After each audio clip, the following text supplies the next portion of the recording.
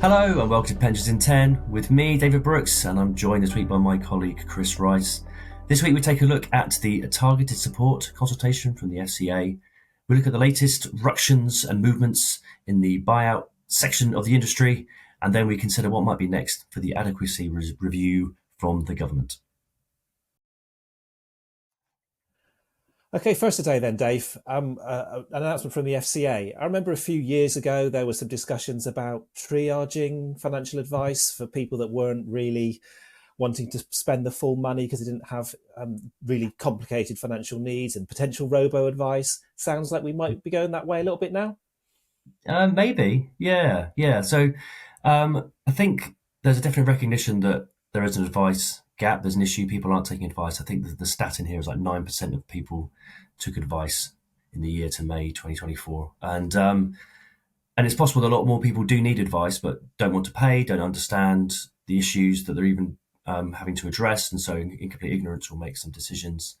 And so the FCA has now unleashed a monster consultation on targeted support.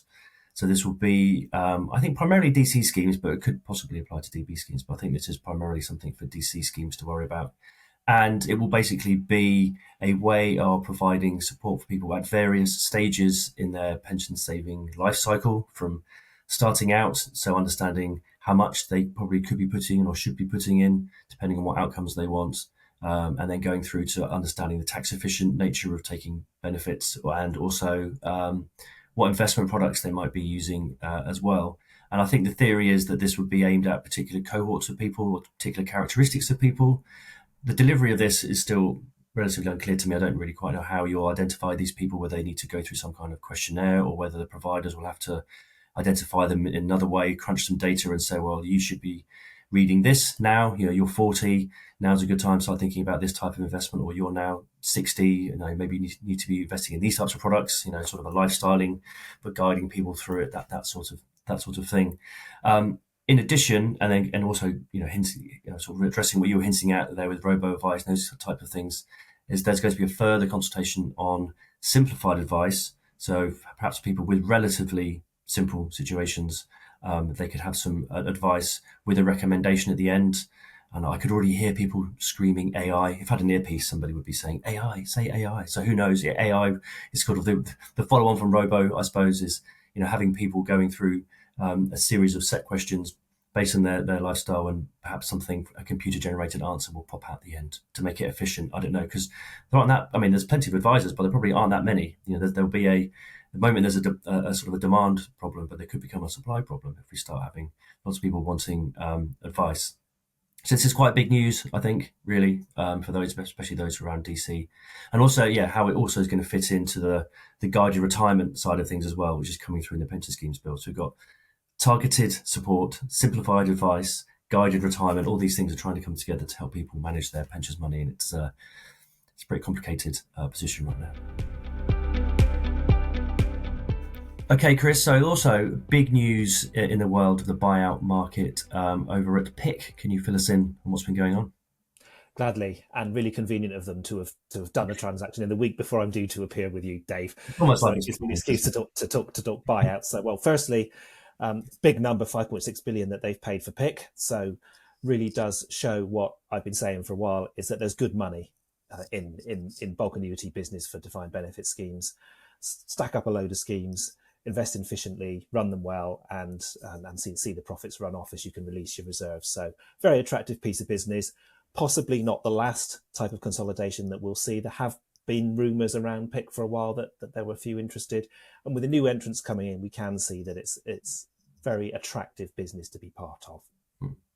I think the thing that this points out to trustees is, in this situation, there's no real change. PIC's ownership has changed, but it might mean they want to do more deals and slightly change their schemes they go after and their strategy, but the structure, the name, the admin, and all the people involved haven't changed, just a change of ownership. But that's not all necessarily the case. And you might remember a few years ago that Scottish Widows exited the market and sold their book to Rothsay. So it's important for trustees to remember that when you do go into these transactions, that you do lose control. And if an insurer decides to make a change with the business, that you've just got to trust that the regulations are there to ensure members still continue to get good service and that the financial strength is there. So you can be happy when you select your insurer, that you've got everything tip top. But once you've done the deal, it's onto the market from then on. And actually, we haven't really seen any problems or any issues when that's happened in the past. And just in the market more generally, as we come to the conveniently also the half year, what we've seen, a large number of deals, but not very many big deals. I think at the north of the 100 million mark, it's incredibly competitive for insurers, and lots are wanting to quote on those deals. And obviously, lots quoting means less success, because there's lower probability that you're going to win that business. So some insurers that are at the larger end haven't had a brilliant first 6 months, which means we are seeing more competition at the smaller end, the below 100 million deals, with much more competitive processes being won, insurers keen to be exclusive and come into processes when they previously weren't. So for those trustees of schemes, the market's looking better for competition, pricing, and doing a deal at that size. Is there a sense that schemes are sort of pausing because of all the run-on, the surplus? Is there any kind of noise of schemes kind of going, oh, we might wait a bit now, just see how this all plays out? Or was that just a bit of noise that's doesn't really mean anything? I think that's possibly much more evident at the larger end, which might be causing some of the issues that we've seen, because you at least want to look at it, even if you don't necessarily decide we're going to run on at this stage, and look at what the regs look like. But that's possibly offset by the brakes coming off on Section 37, where some schemes will have stopped approaching the market because they wanted some certainty on that. So I'd say it's business as usual for us, but given the regulators expecting trustees to look at run on and all the options before jumping into one obvious no-brainer solution, there's possibly a little bit of a pause in there, you're right. So Dave, we've had a review being released by the Labour government on pensions adequacy. The cynic in me says you're reviewing something when you know the answer already, but actually I did read a little bit further in, and I think they recognise that it's not just simply no, pension saving inadequate. They do know that there's more work to be done. Yeah, yes, I think they definitely do realise there's work to be done. It's always that thing though, when you want some bad news delivered to the world or to your citizens, you get a commission to do something first, and you can say, sorry, Gov, it's not us.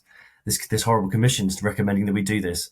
So the potential is that they know what the answer might be, and it may not be very nice for everybody. So the adequacy issues, obviously, we all know that there's definitely an issue that people aren't saving enough for pensions, or if anything, they're not saving in the same way as future generations have. I think that's probably the area that, as a nation, we need to understand. With the demise of DB, there are more and more people coming to retirement with purely DC benefits, or at least DB with it as a smaller part. Up until the launch of Freedoms in 2015, a lot of people who went into that would have had a good few years of some DB money, so they're nice guaranteed income, add to that a state pension, and then actually a DC pot on top sounds quite nice. A bit of money to sort of play with, I suppose, when you come to retirement, a bit more lumpy. But when you get people that have got to manage a DC pot for the rest of their lives, that's quite tricky. And how you make that into an income that works for you. There's a range of questions we talked about at the beginning with the targeted support and the guided retirement, those kind of things. So we're trying to help people make those decisions, but actually if the money going in isn't enough, and the answers might only be across a few different areas, save more, which is the obvious one, but it's also probably one of the hardest ones for lots of people to be able to do. Work longer, which again is probably something people will have to do, but again, healthy lives, you've got to be able to, be in a healthy state to be able to work. And that's when one of the issues with the pensions, for me, pensions adequacy, sometimes forgets that we might need to do more for in-work benefits.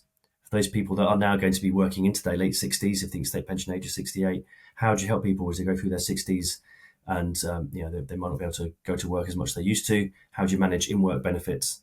And then how the state pension in itself works, what is an appropriate level of state pension? That's probably a conversation that needs to be had, because the state pension we have now, about £12,500 a year, hasn't been created by any kind of rational design relative to income or income replacement or average earnings or anything else. It's become a function of how it increases, and with a triple lock ratcheting it up over the last 5-10 years, or however long it's been around, I can't quite remember. So I think that's the area they should be focusing really is around the state pension. What is an appropriate state pension? How do we help people low median incomes to save for their futures? how do we encourage people to save more when they probably could? Other ideas around when you get a salary increase, increasing your contributions, these types of things so you can maintain your living, but then be saving for your future, all these sorts of things. But yeah, it's going to be an interesting. I hope it doesn't take too long. I hope I know there was a suggestion that this whole review was in the long grass for the future. I didn't ever believe that, to be honest. I always felt that the government knew this was important. But I hope that when we hear the terms of reference in a couple of weeks, well, maybe next week, the Mansion House speech, that we get to understand how soon they're going to be reporting back and we can actually get on with this. And one of the big things you'll hear from the industry is around auto-enrollment increases to contributions, which the last review was done 8 years ago, and all those sort of ideas of reducing the age and changing the bands and increasing contribution rates were all thought as being great ideas, and none of which have been taken forward. So it'll be interesting to see how they get covered off as well in there. Well, thanks for having me, Dave. Another week and plenty going on in the pensions world, and hopefully we've kept it nice and concise. And for more of the same, we'll see you next week.